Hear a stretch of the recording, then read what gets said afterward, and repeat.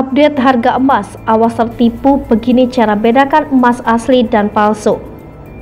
Harga emas setiap pekan atau perharinya terus berubah-ubah. Kadang harga emas naik dan juga turun.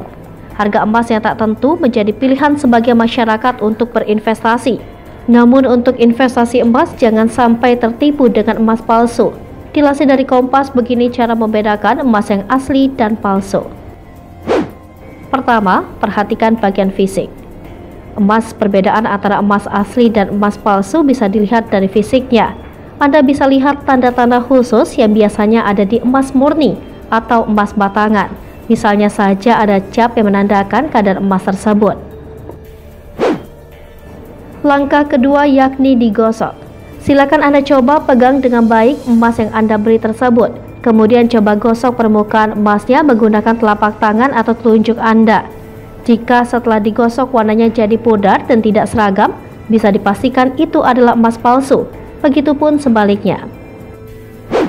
Ketiga yakni dengan cara digigit. Emas adalah logam mulia lunak, sehingga mudah sekali dibentuk. Jika setelah digigit ada bekas gigitan yang tertinggal, itu artinya emas asli. Walaupun demikian, sangat disarankan sekali agar Anda tidak buru-buru membelinya, karena bisa jadi material yang menyusun emas palsu itu adalah timah, karena logam timah juga termasuk golongan logam lunak. Cara keempat yakni dekatkan dengan magnet. Emas pada dasarnya termasuk logam yang sifatnya non-magnetis.